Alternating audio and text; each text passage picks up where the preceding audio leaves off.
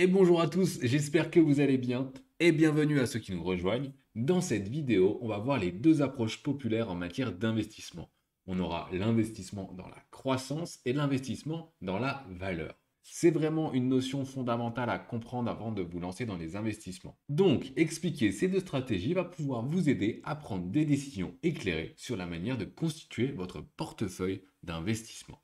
On va tout de suite partir avec l'investissement sur la valeur. Ici, on parle d'actions, mais c'est également vrai, par exemple, pour l'immobilier. On va faire à chaque fois des parallèles pour que ce soit peut-être plus clair pour vous. Donc, investir dans la valeur, c'est une approche qui consiste à rechercher des actions qui sont sous-évaluées sur le marché. C'est comme si vous cherchiez à acheter un appartement qui ne coûte pas cher, qui est sous-évalué. Là, dans les actions, ce sont des actions qui sont souvent associées à des sociétés dont les cours semblent inférieurs à leur valeur intrinsèque, que l'on détermine simplement avec des indicateurs financiers, que l'on verra juste après rapidement, mais j'aurai une vidéo vraiment dédiée pour ça. On a par exemple le PER ou le ratio cours sur valeur comptable, on verra ça juste après. Ça, c'est uniquement pour déterminer la valeur de l'entreprise. Généralement, ce sont des sociétés qui sont établies depuis bien longtemps et qui versent des dividendes, qui sont généreuses avec leurs actionnaires. On va faire des exemples pour que vous compreniez mieux. Donc l'objectif avec ces investissements, c'est vraiment d'acheter des actions à bas prix et de les revendre à haut prix, en recherchant en attendant des revenus stables grâce notamment aux dividendes. C'est exactement comme si vous achetiez votre appartement pas cher, que vous le mettiez en location. La location, ça va correspondre aux revenus stables. Et l'idée, c'est de se faire une plus-value quand le marché aura augmenté. Donc en attendant que ça monte, vous touchez les dividendes. Le risque un petit peu, c'est que leurs valeurs, elles sont sous-évaluées pour des raisons valables, hein. Par exemple, les problèmes temporaires d'une entreprise ou d'un secteur qui vont créer une sous-performance qui peut être assez longue. Et donc votre argent ne travaillera pas à ce moment-là. Alors pour le type d'action, on va par exemple avoir IBM. Vous connaissez sans doute hein, cette entreprise de technologie bien établie. C'est vraiment une action qu'on associe comme une société de valeur, puisqu'elle a une très longue histoire et elle donne des bons dividendes. Pour rester aux États-Unis, on a également Johnson Johnson, une société pharmaceutique et de produits de consommation. Et pour vous, peut-être pour que ce soit plus clair, des entreprises françaises, on a Sanofi et Saint-Gobain.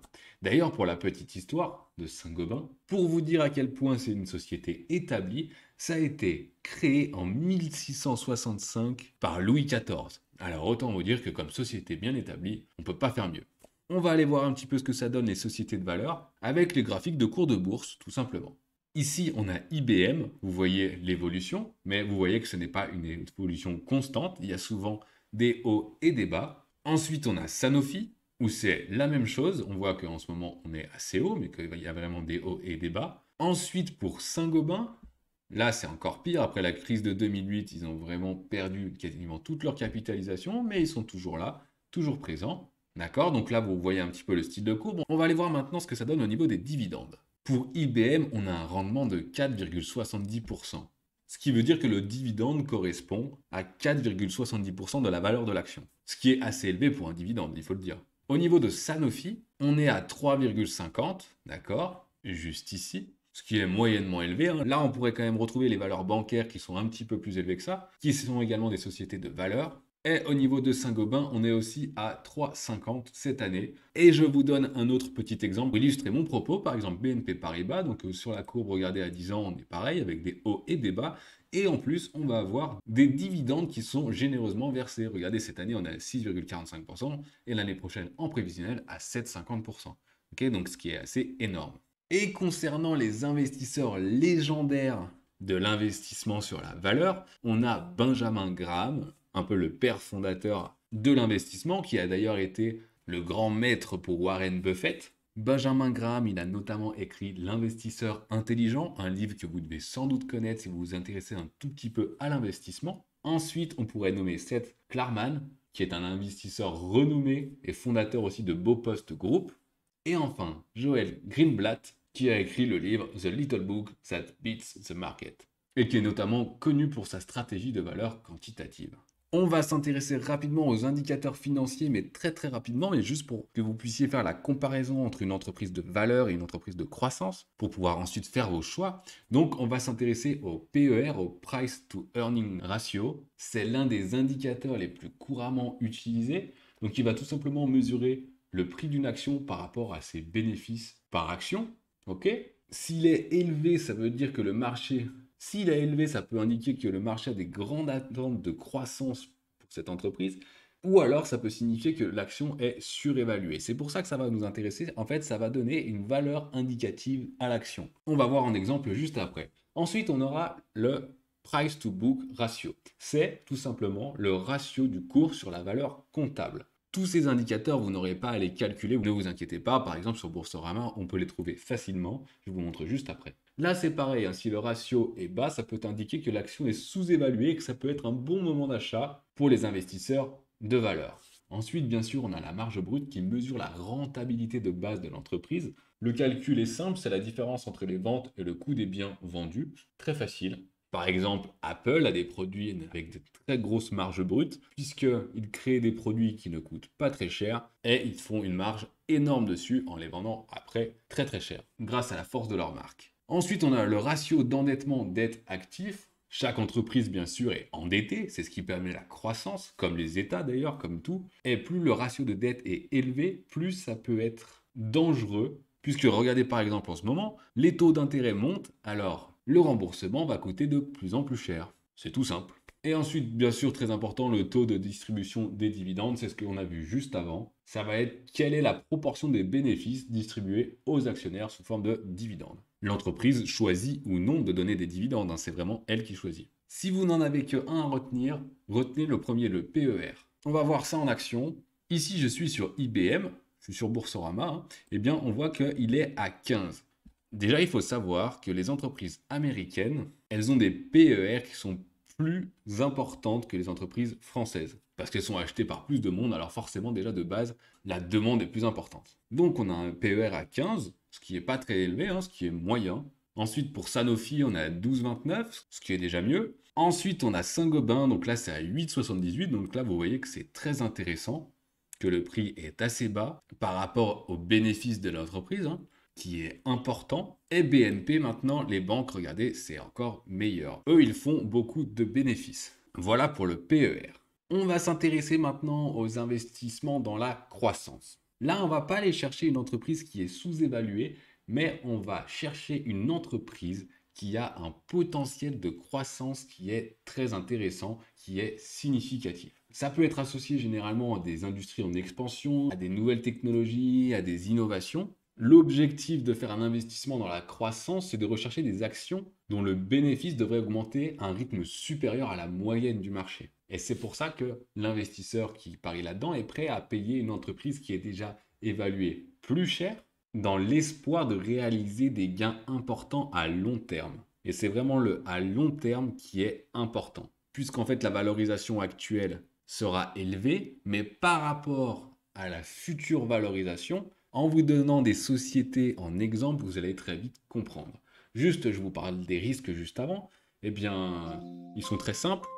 S'il n'y a pas de croissance, vous avez acheté une action assez chère, voire très chère. Et les actions qui montent dans la croissance évoluent dans un marché qui est plus volatile, c'est-à-dire qu'il y a des fluctuations de marché plus importantes. En action, on a par exemple Tesla, Amazon, LVMH, Ferrari, que des sociétés de croissance. Bon, c'est des sociétés de croissance qui ont bien performé, surtout ces dernières années. On va aller voir ça au niveau des cours. Ici, on a Amazon sur 20 ans, d'accord? Donc on voit vraiment une croissance qui est exponentielle, avec la grosse chute de 2022, puisque tout le secteur technologique s'est effondré en 2022. En plus, du coup, on voit ce que je vous disais sur la volatilité. Regardez, l'action est passée quand même de 180 à 80. C'est quand même plus de divisé par deux. C'est énorme. Il faut être prêt à pouvoir encaisser ça. Ensuite, au niveau de LVMH, par exemple, le petit Cocorico qui s'en est très bien sorti, eh bien, regardez cette fois-ci une valeur de croissance, surtout depuis la crise de 2008, hein, qui ne fait que grandir, qui est maintenant désignée plutôt comme une valeur sûre pendant les crises, par exemple. Le luxe est un secteur qui s'en sort toujours très bien. Au niveau de Ferrari, c'est un petit peu la même chose, hein. Regardez sur 20 ans, l'évolution toujours croissante et même sans grosse chute cette fois-ci. Bon, c'est aussi vrai parce que le graphique commence en 2016. On voit quand même une très belle croissance. Et plutôt que Tesla, je vous mets Apple, puisque Apple est bien sûr une société de croissance également, comme on peut le voir avec son énorme évolution depuis plus de 20 ans. Vous devez donc voir maintenant la différence, en tout cas au niveau des graphiques, entre les actions de valeur et les actions de croissance. On verra également les deux autres différences majeures qui vont être bien sûr les dividendes et le PER, en tout cas la valorisation de l'entreprise. Mais avant ça, les investisseurs légendaires, j'ai remis Warren Buffett, puisque à la base il est connu pour être un investisseur de valeur, mais qu'en fait maintenant il fait énormément d'investissements de croissance avec son entreprise de gestionnaire d'actifs Berkshire Hathaway. Ensuite, on a de très connus Peter Lynch avec la gestion du fonds Magellan, où il cherche notamment des actions de croissance dans les secteurs en expansion. On a Cathy Wood, qui est la fondatrice de ARK Invest, et Philip Fisher, qui est connu bien sûr pour ses investissements, mais aussi parce qu'il a écrit des livres sur les actions de croissance à long terme. Maintenant qu'on a vu ça, je voudrais vous montrer les dividendes et les PER des actions de croissance. Tout à l'heure, on avait en moyenne entre 4 et 8% de rendement annuel, d'accord, au niveau des dividendes, et on avait des PER qui étaient entre 7 et 15.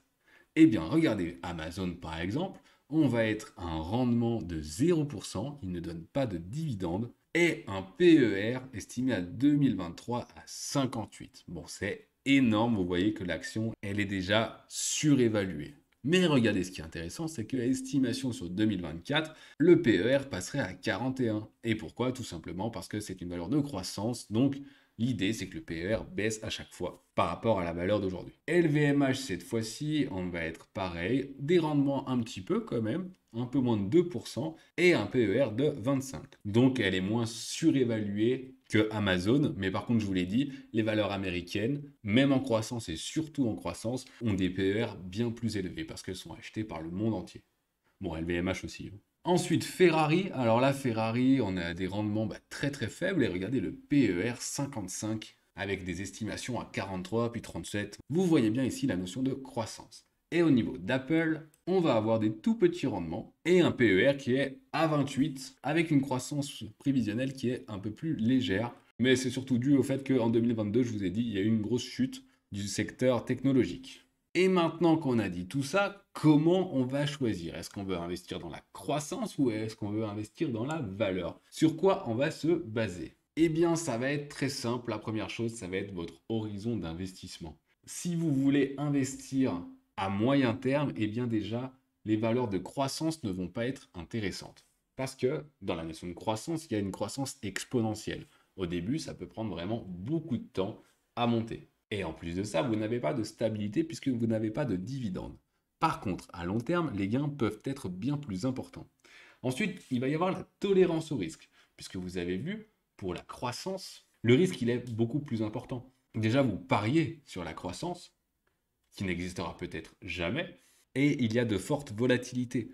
Vous avez vu Amazon, son prix a été divisé quasiment par deux en quelques mois. Il faut pouvoir encaisser ça. Si vous avez un tout petit portefeuille, c'est beaucoup plus facile à encaisser que si vous avez un portefeuille énorme. On en revient toujours, en fait, au niveau de risque par rapport au gain potentiel. Plus vous allez prendre de risques et plus vous allez pouvoir gagner. Mais également, plus vous allez pouvoir perdre. Et inversement, moins vous prenez de risques et moins vous pouvez gagner et moins vous pouvez perdre. Si vous voulez pas prendre de risques du tout, vous mettez votre argent sur un livret A et il fait sa petite croissance pour contrer l'inflation, ou en tout cas à peu près. Ensuite, il va y avoir l'intérêt pour l'innovation. Pour les entreprises de croissance, il va falloir croire en des secteurs, il va falloir s'intéresser un petit peu à un secteur en général. Vous ne pouvez pas juste dire ah oui, ça je pense que ça va monter et mettre sur une action au hasard. Il va falloir se renseigner sur le secteur, au niveau des lois, au niveau des gouvernements. Est-ce qu'il y a quelque chose qui va pousser ce secteur à la croissance, au niveau de la demande générale, au niveau de la mentalité? Enfin, bref, il va falloir vraiment s'intéresser. Les revenus, eh bien, ça revient aux dividendes. Si vous voulez tout simplement vos dividendes chaque année, pour être sûr d'avoir quelque chose, avoir un rendement, eh bien, on a bien vu qu'il fallait des valeurs de valeur et non pas des valeurs de croissance, puisqu'elles ne donnent pas de dividendes ou quasiment pas. Mais n'oubliez pas quand même, le dividende, il est taxé à 30% par la flat tax. Et ensuite, l'analyse financière. Est-ce que vous êtes à l'aise avec les chiffres? Est-ce que vous êtes à l'aise avec analyser une entreprise, à comprendre vraiment tous les ratios, à comprendre tous les indicateurs financiers, à aller chercher, à faire vos calculs vous-même? Parce que ça va être très important. Comment dire qu'une valeur est sous-évaluée? Ou alors pour la croissance, il va falloir aller rechercher une valeur et comprendre son système financier et voir qu'il est viable pour que cette entreprise elle puisse être pérenne puisque vous allez investir dedans à long terme. Donc voilà, est-ce que vous êtes à l'aise ou pas à l'aise? Ça va dépendre de vous en fait. Et après, ce que vous pouvez faire, c'est de la diversification. Vous pouvez très bien investir à long terme sur des entreprises de croissance sur une partie de votre portefeuille. Selon votre tolérance au risque, cette partie elle sera plus ou moins élevée. Et ensuite, dans une autre partie de votre portefeuille, vous allez pouvoir investir dans des actions en valeur. C'est d'ailleurs ce qui est conseillé pour avoir un portefeuille bien équilibré. En tout cas, j'espère que vous avez vraiment compris la différence entre ces deux notions et qu'elles vont pouvoir vous aider à prendre votre propre décision financière. D'ailleurs, je ne l'ai pas dit, mais je ne suis pas conseiller financier.